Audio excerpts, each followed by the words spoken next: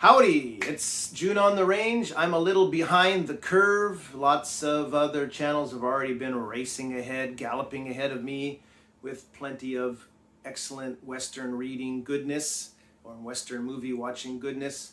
As I said, I'm a little behind the curve, a little behind the trail, eating dust behind the others who are charging ahead of me. And I haven't actually finished anything yet that I can say I completed for this event yet, but I wanted to talk a little bit, at least get a video out there to show that I am working on things, I am reading some things, and what I wanted to start with is a very cool Western or cowboy focused, the very first issue of the Men's Adventure Quarterly put out by Men's Adventure magazine expert Bob Deis and his partner in crime, Bill Cunningham, who did the layout.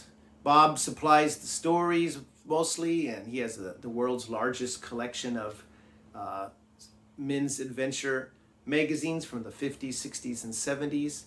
And they put out, I believe, 11 of these quarterly issues. I mean, they're basically books, even though they're calling them magazines, etc. But these are beautiful pieces of work. Now, Bob Deis, along with Wyatt Doyle, who fulfills the same kind of function, I guess, as Bill Cunningham does for the magazine, the quarterly, does a lot of the layout work and design of the books, while Bob and he both kind of cherry pick or curate stories, some of the best stories from men's magazines. They have the Men's Adventure Library, which also is awesome. I have several of a handful of their books, planning to get more, especially as they align with my interests. I'm a fan and interested in cryptozoology, so I have their lovely book, Cryptozoology. Again, they have this great texture, new texture. It's got kind of an interesting texture to the covers. And again, they're beautifully laid out. I have the paperback version, trade paper, not the hardback version, which I believe might have an extra story or two. And they have, again, all these great covers. You know, the Men's Adventure magazines were a replacement for the pulp magazines from the earlier era, and focusing on post-war men and male readers with lots of stories of adventure, war, westerns, as I'll talk about in a moment. Kind of an early outlet for people reporting cryptozoology reports. So this is a very excellent one. I recommend that. That's a lot of fun. I also got this, I Watched Them Eat Me Alive, again in the trade paper, with lots of stories of animal attacks, and again, full of wonderful cover artwork and interior artwork that's been repurposed and displayed to magnificent effect in these books. And of course, I also have their Man-Eater Shark Attack collection. Now, Nick at the Book Graveyard, big fan of Men's Adventure, big fan of Men's Adventure magazines. He recently did a wonderful and informative live stream with Bob Deis and Wyatt Doyle from the Men's Adventure Library. Fantastic, I hesitate to even use the word interview. Basically, Mr. Deis and Mr. Doyle just went to town going through the history of Men's Adventure magazines. They're extremely knowledgeable guys and very fun, entertaining video that was. So I recommend you check that out. I'll have the link down here below in the description. I hadn't until very recently been aware, or I had been aware, but I hadn't got any of the Men's Adventure Quarterly magazines. These editions are lovely, but I just haven't collected more than all of the ones that I would like. I'm trying to get around to that in the near future, but I have pulled the trigger on a couple of the Men's Adventure Quarterly magazines / books. First one I got last week was the Croc Attack issue. This is issue number 9, all about, again, are you sensing a theme? I like animal attack things. This is, again, a beautiful, beautiful magazine. I believe Jules Burt has done a flip through of this on his great channel.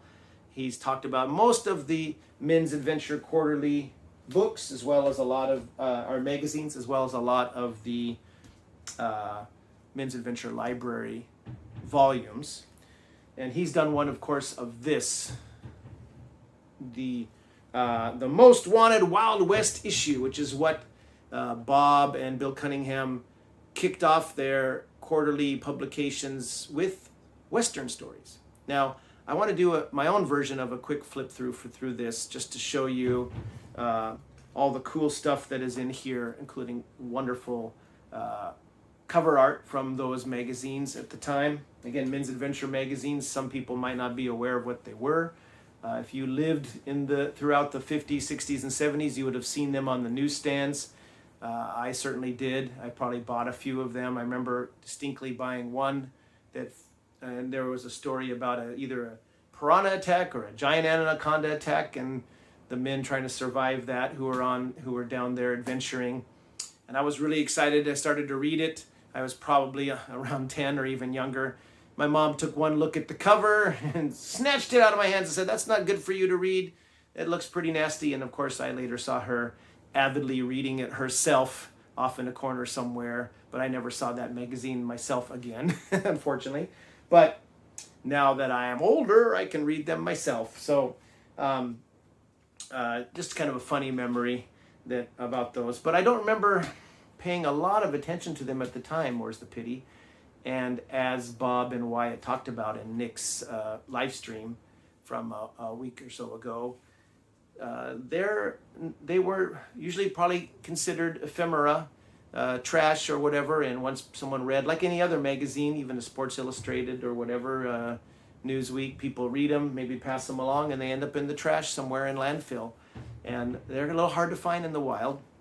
I'm not so sure I'm interested in collecting the originals necessarily, but I'm really glad that some people like knowledgeable gents like Bob and Wyatt and Bill and others who work on these wonderful quarterlies and books in the Men's Adventure Library. I'm glad that they're there curating some of the best content and displaying them in really beautiful packages for people these days to enjoy without digging through maybe some of the not so interesting stuff. So let's take a little look inside this wonderful mag, which I just received yesterday in the mail as I came home after a long day at work. And I haven't read all of it yet. I'm going to read this whole thing through the month, though, and I will talk about it later as June on the Range continues. So let me switch over to a different view so we can do a nice flip through of this beauty. Okay, let's take a look at this here. Again, see a lovely cover. Very cool artwork here. And then again, edited by Robert Deis and Bill Cunningham, guest editor Paul Bishop. And you move, every single piece of this is a beautiful looking thing, right? Pretty much. So you have this great evocative cover. Love me a good snow western. A couple of dead bodies and some tracks, and maybe the cowboy here, and perhaps the hero is coming across the trail of the killers. Men's Adventure Quarterly, Volume 1, Number 1. And then we have, again, just all sorts of cool art included. Contents page. As you can see, there's several stories, several fiction stories, plus some non-fiction, several articles. What's nice about these magazines, as people like Jules Burt or Nick at the Book Graveyard and Jim at Mystery and Mayhem have pointed out, they're put in context by the editors, by Bob Deis and Bill and others, about how, background on not only the writer of the story, but the magazine it appeared in. There were several of these, dozens of these, if not more, men's adventure magazines at the time, and talking about the art, of course. The art was very important in these stories. So here we have the introduction about Bob's kind of background, getting into men's adventure magazines, about in the early 2000s, I believe, to become one of the biggest collectors of them, if not the biggest collection he has personally in his place, his home. And again, the design thinking or ideas that Bill Cunningham puts forth about how, to put this magazine into modern context for modern readers, the digital age. They're big supporters of the Six Gun Justice podcast. I don't know if this is still running now, but One of the hosts was Paul Bishop, who also edits several books about Westerns. He loves Westerns, so there's a little guest editorial by him here, again with some great art. You know, the men's adventure magazines, just like they were the successors of the pulp magazine tradition, they led the way to the men's adventure paperback surge in the late 70s and 80s. Of course, in the 60s as well, 60s through the 80s into the 90s, some of which are still going on, of course. And then we have, again, some more great artwork here. And then how they put this together is when they have the stories or the articles from the magazine, they first show some of the covers of either by that other covers by the artist in question or the cover of the magazine they took the story from. And then usually Bob Deis gives some background on the magazine, on the writer, on the artist, and then they present the actual story. In this one, The Old Shell Game, about a tough cowgirl named Buckskin. That must be her right there. And again, lovely 2-column spread for the text. Just a fantastic cover here for male madams of the Old West. Look at that. Thought it was a cigarette ad first when I first opened it, thinking that was a box of cigarettes. But no, it's a book, I Lay My Life on the Line. Maybe there was an excerpt from that book in the magazine originally. Some real-life photos. This is one of the articles about the madams of the Old West, the brothel-running women. Probably didn't quite look like that.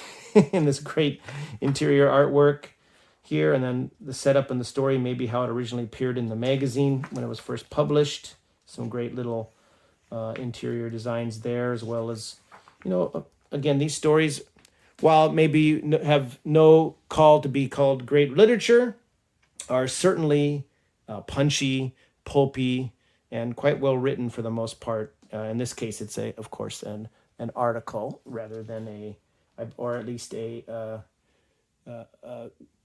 perhaps fictional take on some nonfiction topics.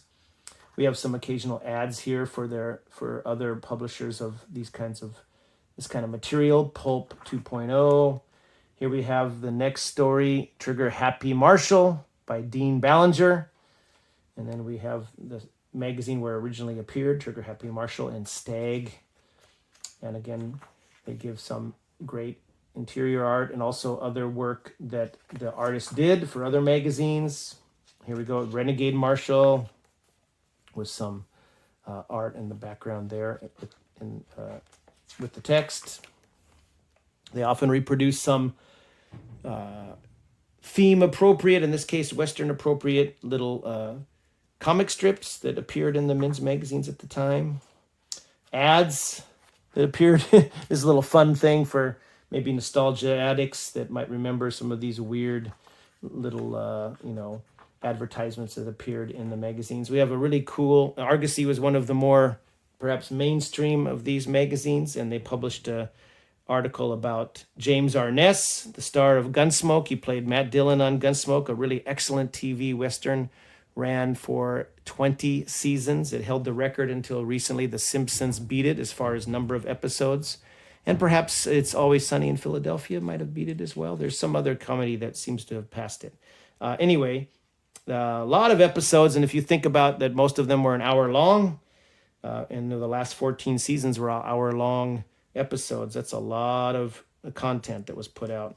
And this article was a profile of star James Arness. I believe it was published in 1959, so Gunsmoke would have been going for about 4 or 5 seasons at that stage, and talking about big James Arness and his thoughts about working in the series. Again, Pulp 2.0, some of their publications about Mike Shane. And then we have, usually these quarterly, men's adventure quarterlies, do a profile of some kind of cheesecake model, so-called cheesecake of the time, model that was either used for posters or appeared on a lot of covers of men's magazines or other similar glamour magazines. And this one has Julie Redding, very statuesque blonde actress, model. I think she was an actress as well. They give a list of her credits. She appeared in quite a few TV shows, including The Adventures of Ozzie and Harriet and Sea Hunt and The Big Valley. and the movie Darby's Rangers, and Cowboy, the movie Cowboy with Glenn Ford and Jack Lemmon. Anyway, a stunning woman, of course, and this is luckily safe enough to show on YouTube. No nudity here. Occasionally they do have it. Leading into the Cowboy and the Dance Hall Floozy. Again, can't say this is politically correct stuff in this day and age, but it's fun to see it preserved. Little, again, introduction. And then we get the original layout redone for this quarterly. The Cowboy and the Dance Hall Floozy. Another great piece of art. Just so much good art here. Say No to Lori Lee and Wish You Were Dead by Lou Cameron. Little mention of Long Arm, speaking of adult Western series of novels, which I believe is still going, hard as that is to believe. And then Say No to Lori Lee and Wish You Were Dead. Lots of great interior black and white artwork reproduced here. All right. Terror of the All-Girl Posse. Right? Terror of the All-Girl Posse and their necktie parties. They're going to hang someone up. Some more nice, fun little advertisements. This is a great picture of the rattlesnake over the top of the man's gun. He needs to get a hand on his gun. Looks like Charles Stanton, some kind of killer, real-life killer maybe, bloodiest mass murderer of the Old West. Some of these nonfiction, quote-unquote nonfiction articles might not be quite as documentary, true to life as they, embellished, I'm sure, by some of the writers. In this case, Grayson Peters, talking about the background of this infamous killer. Then we have Saga of Buckskin Frank Leslie, slick shooting dude from Tombstone.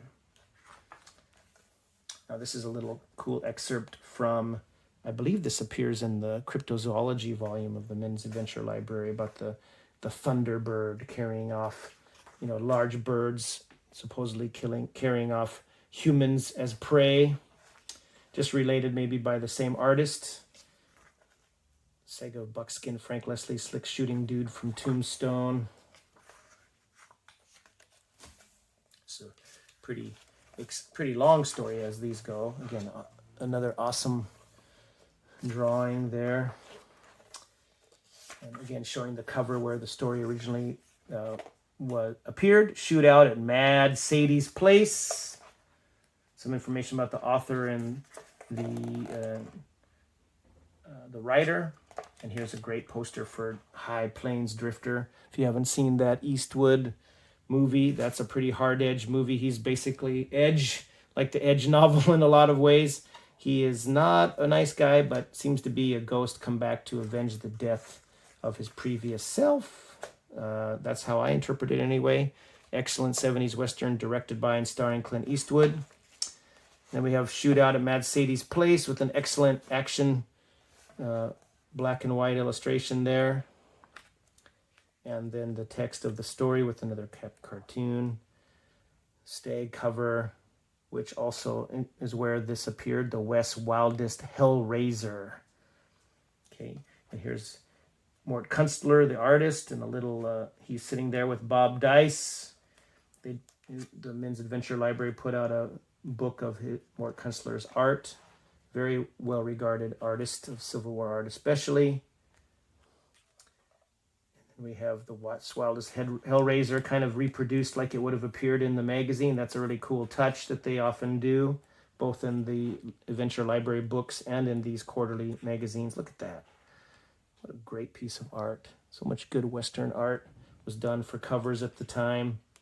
Look at that, sitting on a chair with a rifle and 2 6 guns crossed over. Again, reproduced over here.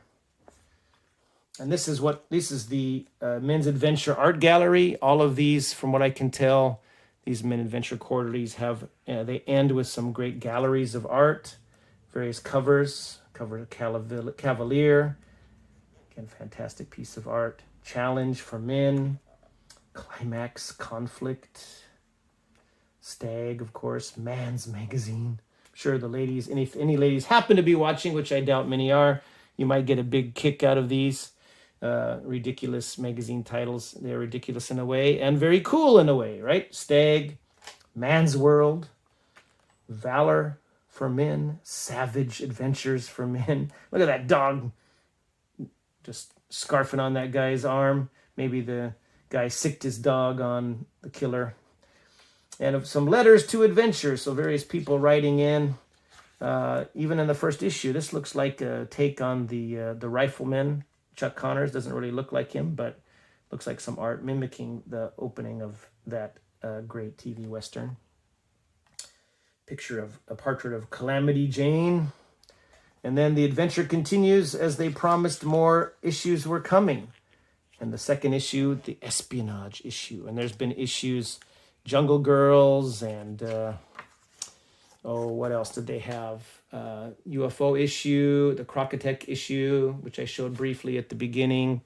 Kind of mafia fighting issues, Vietnam War issues, lots of cool themes with, again, loaded with great art and fun stories. And speaking of the Men's Adventure Library, there's a kind of gallery of the covers of the various books. I showed you these two, and where's the shark one? Don't see the shark attack one in there. But anyway, great books. They've just recently put out a new and expanded version, I believe, of Weasels Rip My Flesh. I need to get a hold of that one pretty soon, as well as some of these others. And then the end page with that same dog attack illustration and on the back. A wonderful piece of work, and highly recommended, not only for men's adventure and action fans, as well as Western fans. So I will be reading this in more detail and from front cover to cover, and talk about it, some of the stories in a future video, as well as some other things that I'm reading for June on the Range. So that does it for me for this video. I'll catch you later in the next. Take care and happy reading.